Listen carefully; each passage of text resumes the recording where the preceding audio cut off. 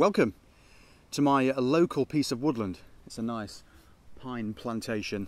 There are also some silver birch and some broadleaf trees here as well, but it's mainly pine. Right, why are we here? I've come out on a walk. I've brought all the tech with me. I've got my tripod, DSLR, Zoom H1, and also my MacBooks down here as well. I've come out to answer some questions, and the questions in question are for the Liebster Award. Now, I first heard about this award maybe about a month and a half ago when I saw some tweets go out there from Martin Rye and Keith Foskett.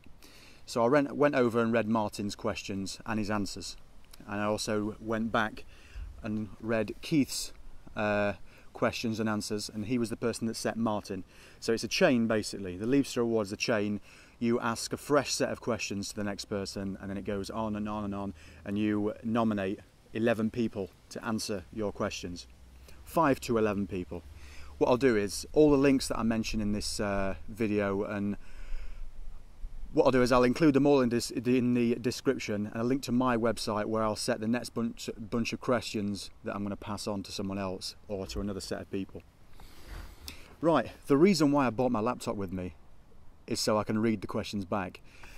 The person that asked me the questions was Phil Sorrell, who is at Daylight Gambler on Twitter, and he's also the creator of social hiking shareyouradventure.com. So what I'm going to do is I'm going to answer Phil's questions.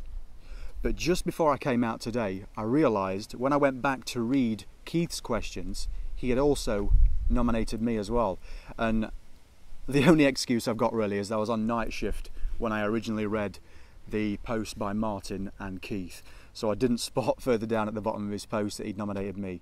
So what I'll do is, I'll do Phil's first and then Keith's. Right, I'm going to get the laptop on my knee. Phil's questions I've already answered in text form, so what I'll do is, naturally, the link is in the description to my answers. The first question is, what is your most treasured bit of kit? Now, Phil means outdoor kit. I think my most treasured bit of kit is what's recording us right now. It's my Canon DSLR. I'm not really a huge gear fan, so to speak. I understand that by having good outdoor gear, you're able to stay out when the weather's bad, and it makes things easier. But for me, the most important bit of kit that I've got is the Canon camera. It's the memories for me are the most important thing, and being able to record and document those memories like I'm doing now. So yeah, I think my favourite bit of kit is the Canon DSLR. Where's my favourite place outdoors? Those that are subscribed to my channel, and if you're not, by chance, hit that subscribe button. You know you've got to, really. I walk in the Peak District a heck of a lot because we're only 10 minutes drive away from the Peak District now. My favourite place would have to be Kinder Scout, and if I was to have an accident, probably talking to the camera or doing a piece to camera with a GoPro or something like that, if I was ever to have a fatal accident, then I would like my ashes scattered up there off the edge of Kinder Downfall or something like that. That'd be nice. Next question, who is your favourite person / people to walk with? And in the text version I've copped out on this one because a lot of the time I walk alone. I do a lot of walking midweek, so there's not many people about to come out with me. But I will have to say that, I mean, my friends that I've known for years, I love walking with them. And also, thanks to Twitter and to social hiking, I've met some amazing people over the last 4 or 5 years, so I like walking with them too. I mean, the last few adventures that I've been on have been with people from Twitter and social hiking. So I'll cop out and just say I like walking with anyone and everyone. I'm quite a sociable animal. What is your favourite walk? Well, I'm going to have to say the Edale Skyline route. I've done it quite a few times now. I've even wild camped along it. It starts in Hope in the Peak District, and you go over Lewes Hill, Mamtor, all the way around over Kinder Scout, and then around and back onto Win Hill, and then down to Hope once again. It's a circular route. Rather than pick a huge one, I mean, or a longer one, I mean, I like the West Island Way, but I think if I was to have to say my favourite walk, it'd be that one that you can do in a day. It'd be quite a long day, but yeah, the Edale Skyline route. Outdoor swimming, not a chance, or yes please. Well, as coincidence would have it, the last video that I uploaded on my channel, link in the description, is a video of my friends from the archive in 2006, and we walked up Scarfell Pike, and we also did some wild swimming as well at the end of the video. So if you heading over to that one after you finish watching this one, you'll see us throwing ourselves in the river, and basically the answer is, Phil, yes to wild swimming. I know Phil's a fan of wild swimming as well. What first encouraged you to get outdoors? Well, we've always been big into the outdoors. When we were growing up, we'd be out on the bikes for days, hours, and the whole summer holidays would be out on the bikes, climbing trees, messing around in woodland, building shelters like that. High five to whoever built that little thing there. It's going to be not greatly in focus on the video now, but someone's just built a shelter, which is good, which is what we would have done. But I think in my adult life, the thing that got me into the outdoors, or gave me the need to get out there, was watching The Long Way Round with Ewan McGregor and Charlie Boorman. A mixture of that and the Braveheart film. At the start of the Braveheart film, I was watching this when I was in Australia actually. At the start of the film, Mel Gibson stood there on this huge hill overlooking a vast Scottish vista, and I thought to myself, I need to go there, I need to see that. So as soon as I came home from Australia, we arranged a road trip to Scotland. We went to John O'Groats, and on that road trip we climbed Ben Nevis. Not in the car, obviously, but from that moment on I was hooked.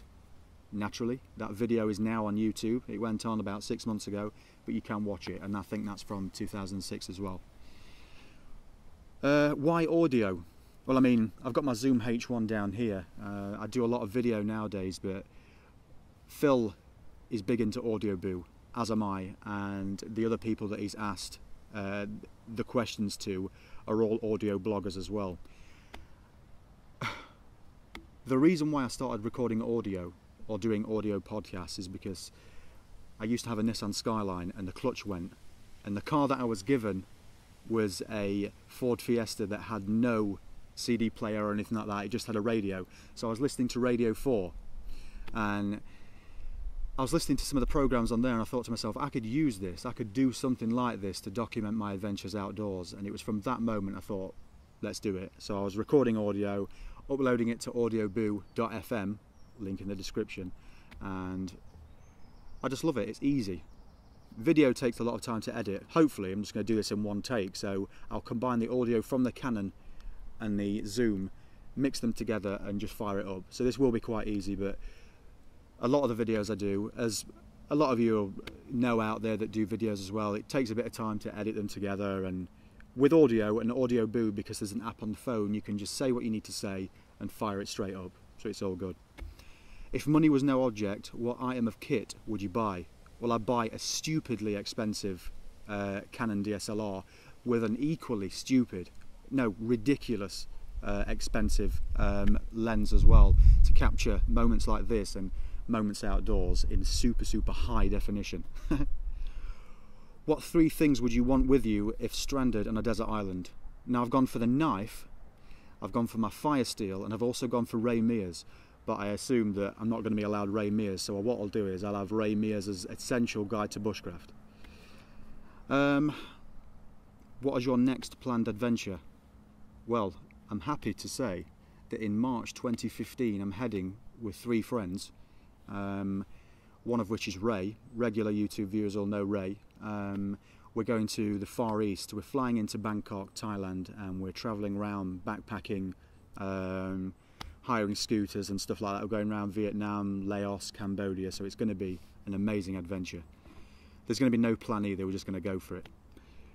Do you prefer to be outdoors when it's baking hot or freezing cold? Today it's 28 degrees and it's really humid. Tomorrow there is forecast to be some really bad thunderstorms, so it's just really stinking hot today. I think I would definitely say that I would rather walk in the cold, because you can always warm up. I mean, I've got a decent down jacket, so I'm fine. So that was the 11 questions, and Phil also asked, or part of the award was to provide 11 random facts. So what I'll do is, some of these aren't too random, some you may know, some you may not. Fact 1, I was born in Australia, Sydney, Australia, a place called South Windsor, and the hospital is now knocked down. My father was in the Australian Air Force, so there's a place nearby called Richmond, and that's where he was based. So I was born in the the hospital there at South Windsor in Sydney, Australia. I play the tin whistle. Not that I've got it with me today. I intentionally didn't bring it because I thought if I say that and I've got it with me, I'm going to have to play it. 3, I'll eat anything except liqueur chocolates. I absolutely hate them. I think they're disgusting. If you eat liqueur chocolates, I just hate them. Number 4, before I started my mechanics apprenticeship, I had a short job there after we left school, and I worked at Thornton's, and that is where I found out the answer to the previous fact that I hate liqueur chocolates. One of my family members has a book written about him, naturally, link in the description. It's called The Guardsman and Commando, the War Memoirs of RSM Cyril Febri DCM. Find it on Amazon. I've never broke a bone in my body, yet, in brackets. That's what I've got on here. Fact number 7, I've got a scar on my right hand. I'm not sure if you're going to be able to see that really there. In fact, in one of the woods just over that way, there was a rope swing, and my friends and I were messing about, and when I was on it, the rope snapped, and I fell about 30 feet onto my hand like that and just burst it open. And after I'd done it, I looked at my hand, panicked a little bit. As I was climbing back up the bank, because there was a river in the bottom, I put my hand down. I went to the local hospital at Chesterfield, and it took them about 2 or 3 hours to spoon out all the mud and stuff like that was in my hand. So yeah, that's why the scar's there. But thankfully I can still say that I've not broken a bone in my body. Fact 8, I've got 4 brothers and 4 sisters. 1 brother and 1 sister in the UK, and then 3 and 3 in Australia. I'm partial to a bit of beatboxing, but I realise now that when I'm recording this video that I'm going to be expected to do it, but no, I'll give it a miss. I'll give it a miss. For your sake, I'll give it a miss.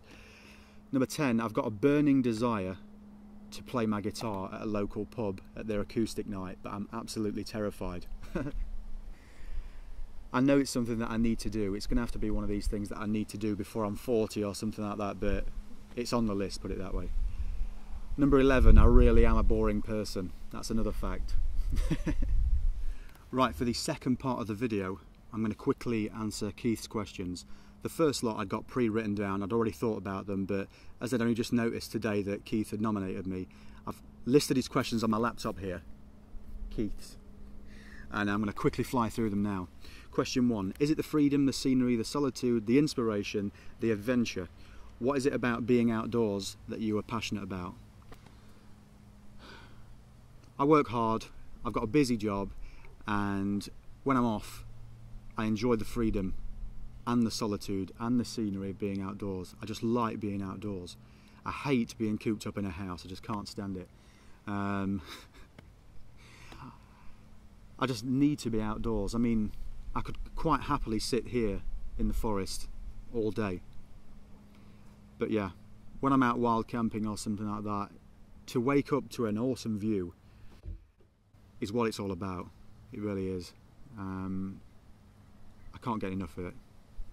Question 2, what part of the world do you live in, and where is the local place that you always go back to? The Peak District. 3, where and what would be your dream hiking trip, and why? You know what, I'd really like to do the John Muir Trail in Yosemite.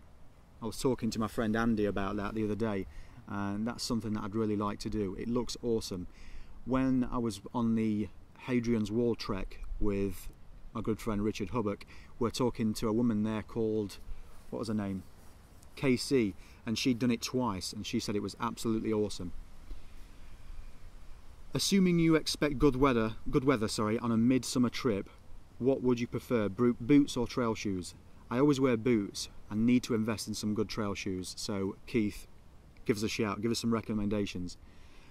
Name the one night you camped that sticks out in your mind as being the best. There has been too many, but I think one of the best ones was I was on Grindslow Knoll with my daughter, and it was just great father-daughter time, and we had an amazing sunrise, and it was just awesome. The worst? Well, we were in Scotland on the West Highland Way, and it threw it down. And I'm not talking a bit of rain here, not even torrential rain, this was ridiculous rain. We were catching the tail end of a hurricane that was over in America, and the tail of it just wiped out our trip. It totally ruined it. We managed to get to the Bainglass campsite on the northern side, or the top end of Loch Lomond. We dried all our kit out, set off the next day, and we were just drenched within a matter of 5 minutes. So that was the worst. This question may seem a little strange, but it relates to a blog post I have coming up. No worries. Would you be capable of finding your way without a map on a circular route around the town where you live? If you live somewhere huge like London, I'll let you off. I live near Chesterfield. I could quite easily find my way around there because I have lived around here for a long while. Derby, I could find my way around there, no problem. Adelaide in Australia, I could find my way around there fairly well. But the question is, Chesterfield, could I find my way? Yeah, I could. What is the best bit of advice you have ever been given in relation to hiking, and who gave it to you? Now, that trip that I was talking about on the West Island Way, where it absolutely threw it down, there was a guy called John McLeod. I'll never forget this guy. He was a deep sea fisherman from the Shetland Islands, and during the summer months, they must have, I think they have 3 months off or something like that during the summer, and he'd walked all the way from John O'Groats all the way down to the top end of Loch Lomond, and it was throwing down outside, and he says to me, he says, one bit of advice, don't let anything put you off. Your clothes get wet, you don't. So he said, don't let anything put you off, your clothes get wet, you don't. And I'll never forget that, actually. And our clothes really did get wet. Right, the next one, number 9. You're on a remote stretch of the Pacific Crest Trail in the High Sierra and you get lost. You manage to get reception to make a call to search and rescue, but it could be up to 6 days before they find you. What would be your first plan of action? Now, as I'm a huge fan of Ray Mears, one of the things that Ray says about calming down a situation, I mean, if I've got to wait 6 days somewhere, I think the first thing I would do is get a fire going. I think for me, when we've been on trips before and times have been a bit bad, if you get a fire going, it just settles the mind down, and get a fire going, and then I'd get shelter. I think that's what I'd do next, but it'd definitely be fire first. When are you next due to go hiking, and where will it be? I'll be out in the Peak District again, no doubt about that, but the next trip, which will be backpacking, I suppose, hiking as well, will be the Thailand trip in March, but I'm hoping to get out on some other trips before then.